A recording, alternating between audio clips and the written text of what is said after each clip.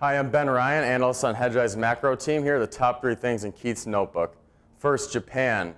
Second, the VIX. And the third thing, the Federal Reserve. First, starting off here in Japan, CPI accelerated 3.4% year over year. And that marks the highest pace of 32 years for Japanese inflation. The BOJ's metric will tell you that once you factor out the sales tax impact, there was actually a slight drop in CPI. That said, even the Japanese labor market is showing inflationary signs as the jobs to applicant ratio just hit a 22-year low at 1.09. Now here, moving on to the VIX. Robert Whaley from Vanderbilt, who is considered the father of the VIX, he created the volatility index, or at least he's credited with creating the volatility index at the options exchange.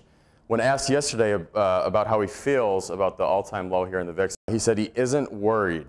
That was about it. That's not necessarily a reason for us not to be worried, but the risk range for the VIX now sits this morning at 10.61 to 12.94. Finally here, moving on to the Fed's balance sheet. It's now at $4.4 trillion. It's inflating at a staggering rate. Tapering is undoubtedly slowing the growth of these assets, but you have to ask what happens when people start to sell. At over 25% of GDP, it's definitely a question that we're asking.